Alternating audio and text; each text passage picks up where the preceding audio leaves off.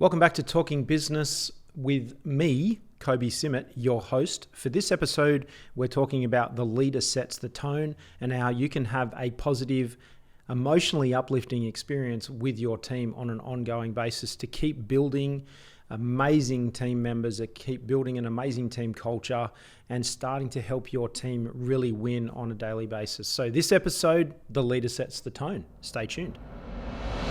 Talking Business with Kobi Simmat.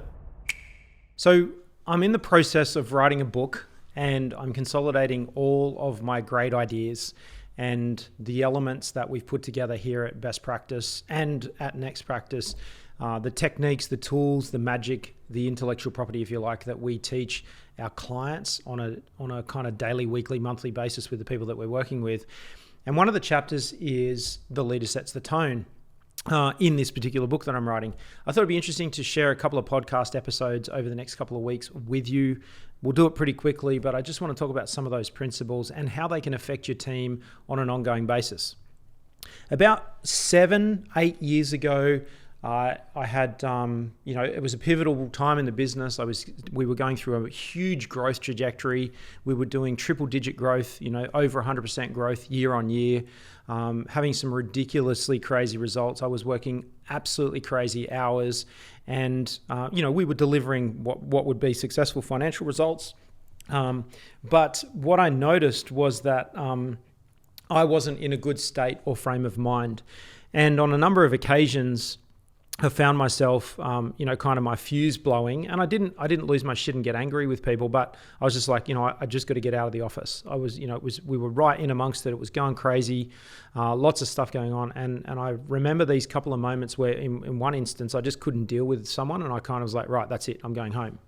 I left the office because I didn't want to get cranky or yell at anybody. It's not my style. And in that moment, when I came back to the office, everybody was kind of, I got funny looks from people and they weren't quite sure. And then someone came up to me and they said, what have we done wrong? What have I done wrong? What have I done wrong? And I was like, it's not about you, it's about me. And it was at that moment in time that I realized that, I really do set the tone and the team members that you're leading do look to you for emotional resilience. And more importantly, if something's going wrong, they care about you. The people that are around you, your team members that have been with you for a little while, they start caring about you and they care about your emotional situation. It's just basic human nature. And so I'll give you an example, before I kind of move on to the point. And that is if you're walking down the street and you see a couple of people arguing with each other, and it's very heated. Their voices, they're screaming at each other. They might be grabbing and pushing and shoving each other, and you can see that this thing's escalating really quickly. It could, in fact, be a fight. Your adrenaline will start to pump. You're certainly not going to be smiling and laughing about that situation. You're going to maybe say, "Hey, I've got to look after my own safety." And then, if you're somebody like me, or somebody like me or my brother Dane, we'll often just automatically, without thinking, step in to try to simmer down the situation so people don't hurt each other, get in and pull the fight apart. And so if you think about that situation, think about before you might be 50 meters, 100 meters away from this situation, it's going to affect you. Equally, if someone, I go on my morning walks, and if you see someone, equally, if you see somebody walking down the street in the morning on your morning walk and they've got a big smile on their face and maybe they're whistling, then you're going to think, oh, that person's in a pretty good mood. And, they're doing quite well. And it's going to have a small or maybe a large impact on you. Certainly on my walks, almost every morning, I try to have a smile on my face. And when I see people, I raise my eyebrows and smile and morning. As I'm walking, say good morning to people as I'm walking along. And they say, and often some people are shocked and some people are, that's interesting. Good morning, and there's the regulars that we smile and say good morning to each other as we pass each other on the side of the street. My point here is that we affect each other. And when you're in a leadership position, you affect people probably more so than you think and more so than in any other situation. A cranky mum or a cranky dad in the house is going to affect the children. Either they're going to play up or they're going to go and hide. And so we need to consider this principle, the leader sets the tone. So here's my question. Do you think your team is going to perform at its optimum when it's scared and worried and ducking for cover and trying to stay away from someone who's cranky and losing their shit? Or do you think that your team is going to perform really well? Now, stress applied in very careful consideration can be motivating and move people along and get people's attention. But over the longer period, it's certainly not something that you want to be engaging with.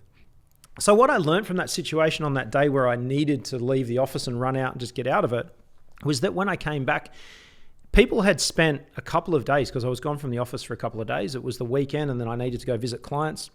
So I didn't return to the office for almost a week. Everybody who saw me leave the office quite flustered was worried that they had done something wrong, and they were worried for about 4 days. And so I didn't get optimum productivity out of the team members for that period of time. So we do need to consider that when, with regards to the leader setting the tone, that you can have a negative impact on the team members around you. You can have a positive impact on the team members around you. And so if you are somebody who doesn't have great control of your emotions, that is struggling to be stoic, is somebody who can be a bit reactive and wear your heart on your sleeve, then it's super important that you start to think about some self-awareness and some discovery around that issue, but also that you start to think about, okay, well, how do I set myself up with a winning routine in the morning, for example, and then through the day that structure my day so that I can be in optimum condition for my team members. There's no doubt that you set the tone. There's no doubt that teams perform better when they've got good culture, they're happy, they're productive, they're on point, they know what they're doing, and they're not worried about you just instantly reacting and losing your shit. They certainly don't want to be, you don't want your team members to be walking on eggshells around you. So the command and control and dictatorial structures and leadership with aggression, it's a thing of the past. And so for me, if I talk about my tactics, what I've learned from that situation and now what I implement is that I've learned that my team won't be productive if I lose my shit. I need to be mindful and I need to contain it. I need to be a little bit stoic and not reactive. And I also need to ensure, the lesson that I learned is that I need to ensure that I manage my routines properly. So that starts with finding the right time to go to bed. For me, I need to be in bed with my head on the pillow at 10 p.m. at night to make sure I get a good night's sleep. I'm an early riser. My body clock goes off at about 10 to 5 every morning, so I'm awake from 10 to 5. I don't set an alarm. And so if I don't go to bed early enough, I'm going to wake up at the same time and my sleep is cut short. And so, my body won't just sleep for 8 hours. It basically sleeps until, 1:45, 10 to 5, and then that's it. I toss and turn and I've got to get moving for the day. So from my perspective, I've got to manage the time I go to bed. So my daily routine starts with when I go to bed. So get some hygiene around that. Choose a bedtime. It's not negotiable. It needs to be that every single day. So even on the weekends, you need to be in bed. And sometimes, my wife and I will sit up and watch a movie on a Saturday night after our son's gone to bed. It's winter time in Sydney at the moment, so we'll light the fire and, we'll put a movie on and we'll watch a movie. We might not go to bed till 11:30, for example. Or, last Saturday night, we went to the football to watch our local football team play at the local Brookvale Oval, the Manly Sea Eagles. And we're in a corporate box and we got home a little bit late and our son was overtired and everyone was trying to get into bed and we didn't get into bed and asleep until well after 11:30. I think it was probably almost midnight. Then I'm up at 10 to 5 and I'm awake and off I go for the day. And so I'm fatigued through a lack of sleep. And so lesson number one is set a time for a good bedtime. And then lesson number two is set yourself up for a great day. So start thinking about what your morning routine is. So from the time you wake up, and if you're somebody who needs an alarm and struggles to get out of bed, then maybe you could think about the 5-second rule. It's a great book by Mel Robbins. And her rule is that instead of going, all right, 1, 2, 3, 4, 5, I'll get up, her 5-second rule is 5, 4, 3, 2, 1, stand up. So if you're somebody who struggles to get out of bed and get moving in the morning, then that 5-second rule is when you wake up and your alarm goes off, count down from 5, 5, 4, 3, 2, 1, and then stand up. And then if it's making yourself a cup of coffee or if it's having a shower and getting ready for the day, get yourself ready for action. And think about what action looks like. When we're going out on a Friday or a Saturday night to see our friends or on a date or whatever it might be to have some fun, we put a little bit of extra effort into our outfit and our appearance. And as far as work is concerned, and if you're a leader and the fact that the leader sets the tone, we all know that we have those special outfits and special clothes that we wear or routine that we go through, and we feel good. And so my recommendation is, if you feel good when you get yourself ready on a Friday night or a Saturday night, well, then do that through the week. Because we can say, oh, I'm too tired, or I'm lazy, or I'm not feeling my best, I'm just going to put on comfortable clothes. Then you're going to carry that emotion through the rest of the day. And it's, if anything, as a minimum, it's going to project in your body language.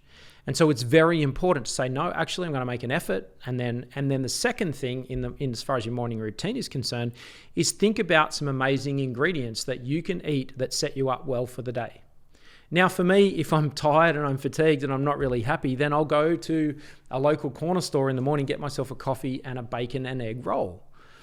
Now, that's not amazing food. It's fast food and it's not incredible. To set myself up for a good day, it's berries and fruit in a bowl with some yogurt, a fruit salad and yogurt for breakfast, or an intermittent fast. And so we want to set ourselves up for the day. So we've got to, go through our morning routine, and if that's a shower and whatever that might be, or go to the gym and do some exercise, set yourself up. So if you know it's going to be a stressful day, if you know you've got some challenges, it's even more important to set yourself up for the right day so that you can then manage your tone. You can then manage your emotions through the day and be stoic and non-reactive, because the leader does set the tone. And so that is my kind of most important point here, is that I want you to be thinking about, is think about that routine. You've got to set yourself up well. And just like they say on the aircraft in the safety demonstration, when an aircraft is getting ready to take off, you're taxiing down the runway, and the hostesses and hosties, the hostmen and hostwomen who are on the flight doing the safety, they're basically going through and saying, this is how you put the oxygen mask on, and this is how you do your life jacket, and look after yourself before you look after the person in the seat next to you. And so you've got to do that. You've got to make sure that you're looking after yourself. Because if you come in with that negative tone and you see somebody walking down the street coming in the opposite direction, coming towards you, if they have got a really angry, aggressive look on their face, then that's going to make you stand back and go, hey, what's going on here? And you might be fearful. I'm not sure what's coming. If somebody's coming down the street and they've got a big, happy, smiling face and they're maybe whistling or they're bopping along, then that's going to rub off you and you're going to feel a bit happier, and you're not going to be going into a fight or flight response. And so the leader does set the tone. It's something that I want you to consider. It's going to be a chapter.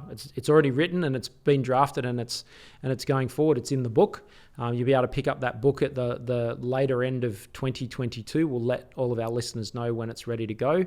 But it's definitely a point that I think is worthy, and it's going to set you up to be a better leader, a better team member, and more effective in your career, whatever career choice you have got going forward, probably more effective for your family. So have a think about that. The leader sets the tone.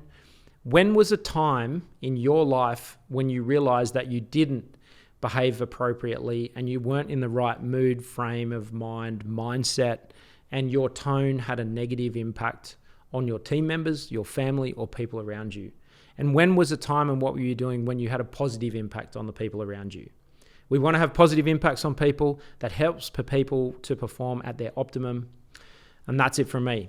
Lots of great stuff going on our Instagram page, lots of great stuff going on TikTok, but more importantly, some super duper podcast specific episodes coming for you guys. So we're going to be recording a couple more of the concepts out of the book that we've got coming. It'll be ready to order in just before Christmas in 2022. So if you are listening to this down the track, look out for that book. It'll be on all of the great places that you can buy books. So this has been Talking Business with your host, Kobi Simmat. That's me. If you're not following me already on Instagram, jump on Instagram and find @Kobi Simmat. LinkedIn's a great platform and a great place for you to send me direct messages. And more importantly, you can find us on YouTube at Best Practice TV. That's it from me, signing off. I'll see you in the next episode. Bye for now.